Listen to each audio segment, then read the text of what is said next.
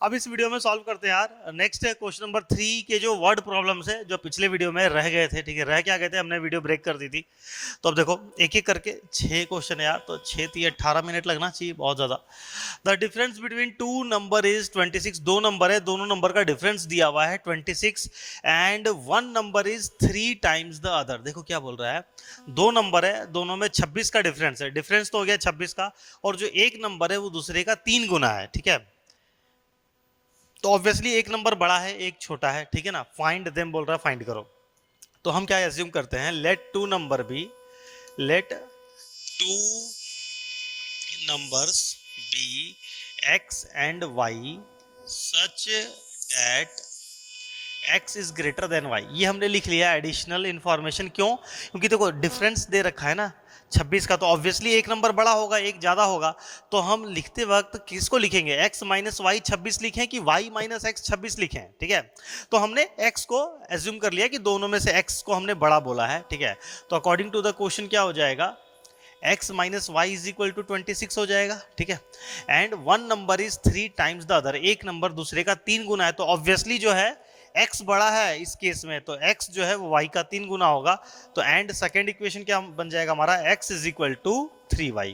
तो ये हो गया हमारा फर्स्ट इक्वेशन, ये हो गया सेकेंड। अब दोनों को सॉल्व कर लो। तो सेकेंड इक्वेशन में डायरेक्ट हमें x का वैल्यू मिल रखा है, तो from equation two, from second equation, ठीक है, from second equation put x is equal to 3y in first equation. ठीक है, तो क्या हो जाएगा, देखो x minus y is equal to 26 है, x के जगह पे हम 3y लिख सकते हैं। 3y minus y is equal to 26। ठीक है, 3y माइनस वाई क्या बन गया, 2y इज इक्वल टू 26, और 2 उधर जाके डिवाइड होगा तो y का वैल्यू आ जाएगा 13। y का वैल्यू आ गया, तो y का वैल्यू हम यहाँ पे पुट कर देंगे। Put y is equal to, put y is equal to 13 in equation number 2। ठीक है, यहाँ पे तो x का वैल्यू हमें मिल जाएगा, तो x is equal to 3y था। ठीक है, तो x is equal to 3 into 13, तो x का वैल्यू आ गया 39। तो x का वैल्यू आ गया 39 और y का वैल्यू आ गया 13। ठीक है, तो एक नंबर हमारा हो गया, वन नंबर तो हमारा हो गया 13, और अदर नंबर जो दूसरा नंबर था वो हो गया 39। दो नंबर हमें फाइंड करना था, एक 13 दूसरा 39। तो सिंपल था यार, ये तो बहुत बेसिक लेवल है। क्लास 8 में भी यार इतना तो तुमने ये क्लास 8 में पढ़ रखा होगा वर्ड प्रॉब्लम। नेक्स्ट देखो, larger of the two supplementary angle. देखो सप्लीमेंट्री एंगल मतलब क्या हुआ, दो एंगल है, दोनों को मिला के 180 डिग्री दे रखा है। ठीक है, तो larger of the two supplementary angle exceeds the smaller by 18 degrees. देखो दो एंगल की बात हो रही है, दो एंगल है, दोनों को मिला के 180 हो रहा है, और लिखा हुआ है कि एक एंगल दूसरे से बड़ा है। एक्सीड्स मतलब एक एंगल दूसरे से ज्यादा है, कितना। ठीक है, तो ऑब्वियसली दो एंगल है, तो एक बड़ा एंगल है एक छोटा एंगल है, तो बोल रहा है ना जो बड़ा वाला एंगल है वो छोटे वाले एंगल से 18 ज्यादा है। ठीक है, तो हम यहाँ पे एज्यूम करेंगे, let two supplementary angles be x and y such that, यहां भी हम एज्यूम कर लेते हैं कि x is greater than y। ऐसा कोई रूल नहीं है, तुम y को लिख सकते हो y is greater than x, दोनों में मतलब एक बड़ा है ना यार, एक बड़ा एक छोटा है, तो किसी भी एक को बड़ा मान लो। ठीक है, इसमें ये तुम ये बहस नहीं कर सकते कि हम x को क्यों मानेंगे, तुम y को मान लो, कोई फर्क हमारे लास्ट आंसर पे कोई फर्क पड़ने वाला नहीं है। अब उसके बाद तो क्या हो जाएगा, क्योंकि x और y क्या है, दोनों सप्लीमेंट्री एंगल है, तो दोनों को अगर हम जोड़ देंगे तो क्या होगा, 180 डिग्री आएगा। x plus y is equal to 180, ये हमारा बन गया एक इक्वेशन। और दूसरा क्या दे रखा है, दोनों में कितने का डिफरेंस है, 18 का डिफरेंस है, तो x minus y is equal to 18 हमने लिख दिया, ये हमारा बन गया सेकंड इक्वेशन। अब जैसे सॉल्व किया जाता है, फ्रॉम एक इक्वेशन से x का वैल्यू निकालो, दूसरे में पुट करो, y का वैल्यू मिल जाएगा। तो अब यहाँ पे इसको स्किप कर रहे हैं, तुम लोग यहाँ से खुद कर लेना। ठीक है, कोशिश करते हैं कि इक्वेशन बना के छोड़ दें, क्योंकि यार अब इसके बाद का काम बहुत बेसिक है।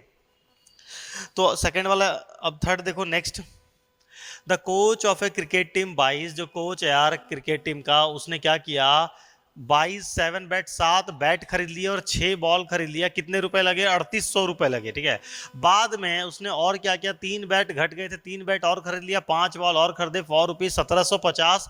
Find the cost of each bat and each ball. देखो बहुत बेसिक यार, हमें बताना कि इस टाइप का क्वेश्चन हम ऑलरेडी पहले भी कर चुके हैं, लेकिन फिर से कर लेते हैं। Let cost of one bat, एक बैट का प्राइस कितना हो गया rupees x, and cost of one ball के प्राइस को हमने एज्यूम कर लिया इक्वल टू रुपीज वाई, ठीक है। एक बैट एक्स का, एक बैट वाई का, ठीक है। अब स्टार्टिंग में क्या हुआ, उसने कितना बैट खरीदा, 7 बैट, तो एक बैट का एक्स रुपीज, तो 7 बैट का क्या होगा 7x, ठीक है। एक बॉल का वाई रुपीज, तो 6 बॉल का 6y, दोनों मिला के कितना हो गया 3800 इक्वल टू 3800, ये बन गया हमारा इक्वेशन 1। फिर उसने बाद में 3 बैट खरीदा तो ये हो जाएगा 3x, और 5 बॉल खरीदा तो ये बन जाएगा 5y इज इक्वल टू 1750 1750, ये बन गया यार हमारा सेकेंड इक्वेशन। अब यार यहाँ से मैं इसको स्किप कर रहा हूँ क्योंकि इक्वेशन सॉल्व करना आता है, किसी भी एक इक्वेशन से एक्स का वैल्यू निकालो, सेकंड में पुट कर दो। अच्छा, अगर एग्जाम में क्वेश्चन आता है, एग्जाम में तो कहीं नहीं लिखा रहेगा कि सब्स्टिट्यूशन मेथड से बनाना है कि एलिमिनेशन से, तो जो बेटर लगेगा यार उससे बना लेना, जो तुम्हें कंफर्टेबल लगेगा उससे बना लेना, क्योंकि एग्जाम में तो लिखा हुआ कुछ नहीं रहेगा ना। हाँ, अगर लिख देगा कि भैया एलिमिनेशन मेथड से ही बनाना है, तब तुम्हें एलिमिनेशन से बनाना होगा, और कुछ नहीं लिखा तो तुम फ्री हो, ठीक है। तो अब यहां से खुद से कर लेना। अगला देखते हैं, next fourth, The taxi charge in a city consists of fixed charge together with the charge for the distance covered। देखो बहुत जनरल इन्फॉर्मेशन दे रखा है कि कहीं भी तुम चले जाओ, मेट्रोज में चाहे कहीं पे भी यार जहाँ टैक्सी चलती है, वहाँ पे क्या होता है ना कि कुछ चार्ज तो फिक्स होता है, ठीक है, कि भैया 50 रुपए लगेंगे या 100 रुपए तो लगेंगे, चाहे तुम 1 किलोमीटर जाओ, चाहे आधा किलोमीटर जाओ, चाहे मत जाओ, बैठ के उतर जाओ, 50 रुपए तो लगेंगे। उसके बाद तुम जितना चलोगे 10 रुपए पर किलोमीटर, 20 रुपए पर किलोमीटर, जो भी वहां का रेट होता है, ठीक है। तो यहाँ पे क्या दे रखा है, taxi charge in city consist of, एक तो भैया फिक्स चार्ज लगेगा together with the charge for the distance covered, उसके बाद तुम जितना किलोमीटर जाओगे उतने पैसे लगेंगे। For a distance of 10 kilometre, एक पर्सन 10 किलोमीटर ट्रेवल करता है तो उसको कितना देना पड़ता है, 105 रुपए का बिल बन गया, ठीक है। एक पर्सन 10 किलोमीटर ट्रेवल किया, ठीक है, 10 किलोमीटर ट्रेवल करता है तो उसको देना पड़ा ₹105। तो ये जो 105 रुपए उसने दिया, इस 105 रुपए में कुछ फिक्स चार्ज होगा और कुछ 10 किलोमीटर का चार्ज जो भी बना होगा वो पैसा, और प्लस कुछ फिक्स चार्ज लग गया होगा। And for a journey of 15 kilometre, फिर अगर वो 15 किलोमीटर जाता है, अगर 15 किलोमीटर ट्रैवल करता है तब उसका चार्ज कितना बनता है 155 रुपए का, 155 रुपए का। तो जो फिर से 15 किलोमीटर का 155 रुपए का बिल बना, इस 155 में भी दो तरीके का चार्ज जुड़ा हुआ है, एक तो 15 किलोमीटर का जितना हुआ वो जुड़ा हुआ होगा, प्लस जो फिक्स, गाड़ी वाला बोलता है ना फिक्स इतना तो हम लेंगे, वो जुड़ा। तो ये तो हमें बताना है what are the fix charge, कि फिक्स चार्ज कितना है, and charge per kilometre, 1 kilometre का चार्ज कितना लगता है, हमें ये बताना है। और उसके बाद एक पूछ रहा है how much does a person have to pay for travelling a distance, अगर कोई 25 किलोमीटर जाता है तो उसको कितने पैसे देने पड़ेंगे। तो बहुत सिंपल है, हम एज्यूम कर लेते हैं कि लेट फिक्स चार्ज, मान लेते हैं कि फिक्स चार्ज जो है वो हमारा लगता है एक्स रुपीज, और चार्ज पर किलोमीटर जो है वो y rupees. Let fix charge be rupees x, ठीक है, and charge per kilometre equal to rupees y. ये हमने एज्यूम कर लिया कि भैया फिक्स चार्ज तो एक्स लगेगा, बाकी तुम जितने किलोमीटर जाओगे तो उसका ये हिसाब है, ठीक है। एग्जांपल से मान लेते हैं फिक्स चार्ज है 20 रुपया लगेगा, फिक्स है कि 20 रुपया तो लगेगा, और उसके बाद 5 रुपए पर किलोमीटर, 1 किलोमीटर का 5 रुपया लगेगा। तो तुम बताओ अगर हम 2 किलोमीटर ट्रैवल करते हैं तो हमारा कितना बिल बनेगा। हम 2 किलोमीटर ट्रैवल करते हैं तो गाड़ी वाला हमसे कितने पैसे लेगा, 20 रुपए तो लेगा ही लेगा, प्लस 2 किलोमीटर का कितना ले लेगा, 1 किलोमीटर का 5 रुपया, तो 2 किलोमीटर का 10 रुपया, तो 20 और 10 हमारा 30 रुपए का बिल बनेगा। अगर हम सिर्फ 1 किलोमीटर ट्रैवल करेंगे तब हमारा कितने का बिल बनेगा, 1 किलोमीटर जाओ तो भी 20 रुपया तो लगेगा ही लगेगा, और 1 किलोमीटर का 5 रुपया, तो 20 और 5 25 रुपए का बिल बनेगा। अगर हम 10 किलोमीटर जाते हैं तो भी 20 रुपया तो लगेगा ही लगेगा, और 1 किलोमीटर का 5 रुपया, तो 10 किलोमीटर का हो गया 50 रुपया, तो 20 और 50 70 रुपए का बिल बनेगा, ठीक है ना। यही कॉन्सेप्ट है, तो इसी के बेसिस पे हम यहाँ पे इक्वेशन बनाने वाले हैं। तो ठीक है, क्या दे रखा है, 10 किलोमीटर के लिए कितने का बिल बना, 155 रुपए का। तो according to the question first equation हमारा 10 किलोमीटर के लिए उसका कितना चार्ज लगा होगा 10, 1 किलोमीटर का कितना लगता है वाई, तो 10 किलोमीटर का 10 वाई हो गया, प्लस फिक्स चार्ज जो है भैया वो तो लगेगा सबके लिए, प्लस एक्स, कितने का बिल बन गया 105 रुपए का। ये बन गया हमारा फर्स्ट इक्वेशन। और फिर दे रखा है कि 15 किलोमीटर की जर्नी है, तो 15 किलोमीटर का चार्ज कितना बनेगा, 15 इंटू वाई कर दो, 15 इंटू वाई कर दो, प्लस फिक्स चार्ज यहां भी लगेगा। इस बार बिल बन गया 155 रुपए का। ये हमारा बन गया दो इक्वेशन। जैसे सॉल्व किया जाता है यार कर लो। फर्स्ट इक्वेशन से x का वैल्यू निकाल लो, यहाँ लाके पुट कर दो, सॉल्व करोगे तो x और y का वैल्यू मिल जाएगा। तो जो x का वैल्यू आएगा वो हमारा फिक्स चार्ज हो जाएगा, और जो y का वैल्यू आएगा वो चार्ज पर किलोमीटर हो जाएगा। जब तुम्हें x और y का वैल्यू पता चल जाएगा तो फिर बता देना भैया कि 25 किलोमीटर का कितना बिल बनेगा। ठीक है, उतना तुम जोड़ लोगे। अब देखो नेक्स्ट, यहां दे रखा है कि a fraction becomes 9/11 if 2 is added to both the numerator and the denominator. बोल रहा है ना कि एक फ्रैक्शन है, अगर हम उसमें 2 जोड़ दें न्यूमरेटर में भी एंड डिनोमिनेटर में भी, तो फ्रैक्शन का वैल्यू क्या बन जाता है, 9/11। तो फ्रैक्शन वाला क्वेश्चन है, तो हम यहां पे एज्यूम कर लेते हैं, लेट न्यूमरेटर को हमने बोल दिया x एंड डिनोमिनेटर को इक्वल टू y। ठीक है, तो देन हमारा फ्रैक्शन क्या बन जाएगा,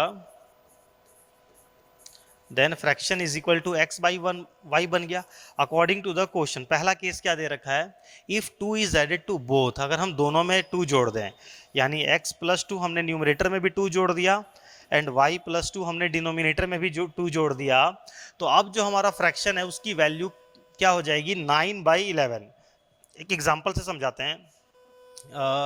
एक था 7/15, हमारा कोई एक फ्रैक्शन था 7/15। मैंने बोला अगर न्यूमरेटर में भी 1 जोड़ दो, डिनोमिनेटर में भी 1 जोड़ दो, तो पूरा फ्रैक्शन का वैल्यू हो जाएगा 1/2। तुम बोलोगे कैसे हो जाएगा, मैं बोला चेक कर लो।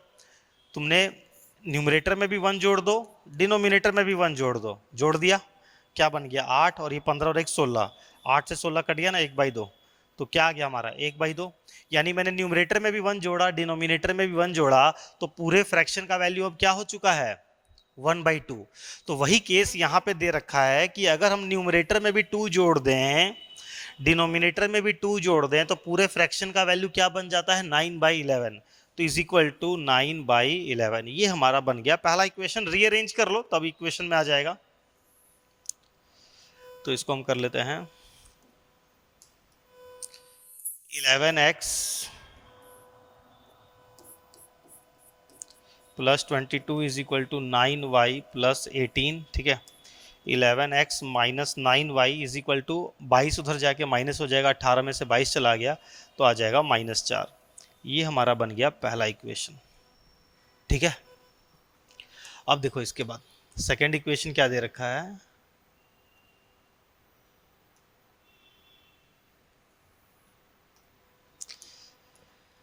If 3 is added to both the numerator and the denominator. अगर हम न्यूमरेटर एंड डिनोमिनेटर दोनों में 3 जोड़ दें, ठीक है, तब फ्रैक्शन का वैल्यू क्या बन जाता है, 5/6। ठीक है, तो x प्लस 3/y प्लस 3, इस बार हमने दोनों में 3 जोड़ दिया। ठीक है, तो अब क्या बन जाएगा 5/6।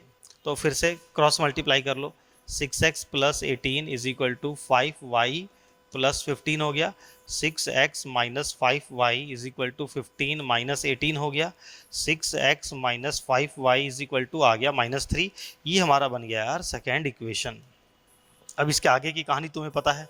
ठीक है, दो इक्वेशन जब बन गया तुम्हारे पास, तो दोनों इक्वेशन को सॉल्व कर लोगे, तो x और y का वैल्यू मिल जाएगा। x और y का वैल्यू मिल जाएगा तो तुम्हें फ्रैक्शन पता चल जाएगा। मान लो x का वैल्यू आ गया 5 और y का वैल्यू आ गया 7। ठीक है, तो हमारा फ्रैक्शन क्या हो जाएगा, 5/7। वो डिपेंड करता है कि x और y का क्या वैल्यू आ रहा है, वो ट्राई करके देख लेना तुम। ठीक है,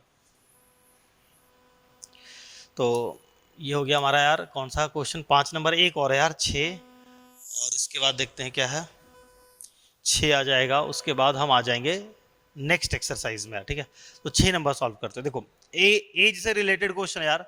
5 ईयर हैंस, 5 साल आगे फ्यूचर में, 5 साल बाद। ठीक है, the age of Jacob will be 3 times that of his son. तो 5 साल बाद क्या होने वाला है, जैकब की जो एज है वो अपने बेटे का कितना हो जाएगा, 3 गुना।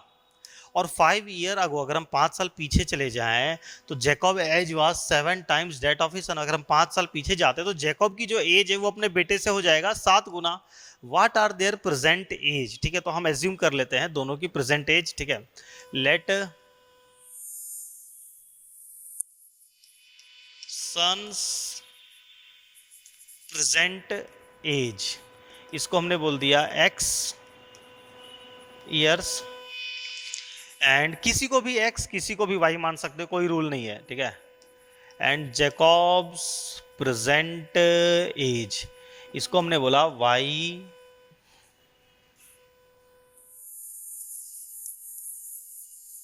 ईयर्स, ठीक है। अब हमें जाना है फ्यूचर में, ठीक है। 7 year hence,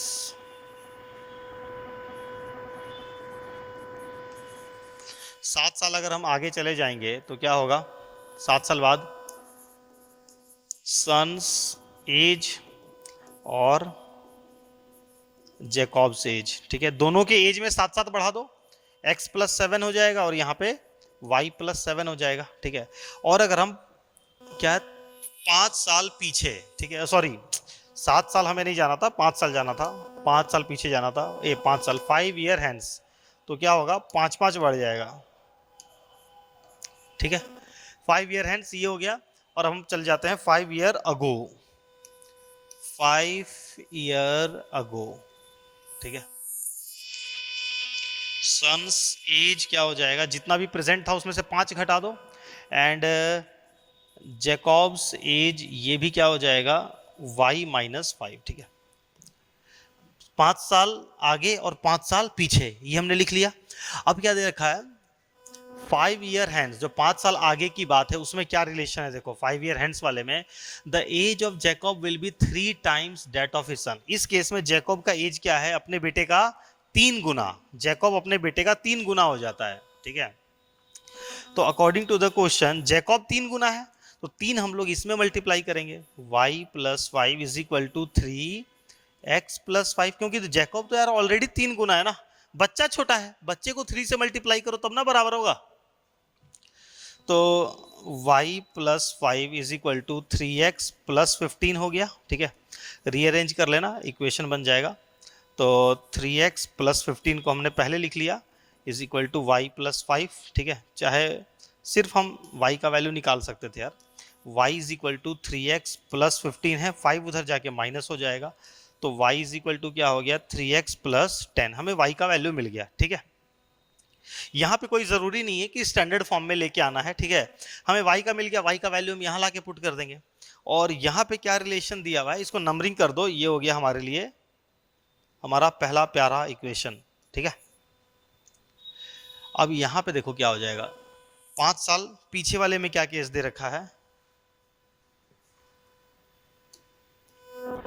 5 year ago Jacob age was 7 times that of his son, मतलब 5 साल अगो वाले में क्या है, जैकब का जो एज है वो सन के एज का 7 गुना है, 7 टाइम्स, ठीक है। तो अकॉर्डिंग टू द क्वेश्चन यहाँ पे हम लिख लेंगे कि जो y - 5 है दिस = 7 टाइम्स 7x - 5,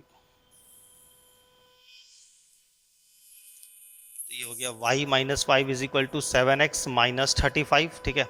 और यहाँ से भी y का वैल्यू मिल जाएगा, 7x - 35 + 5 हो गया, तो y = 7x और -30 आ जाएगा। ये हो गया हमारे लिए इक्वेशन 2।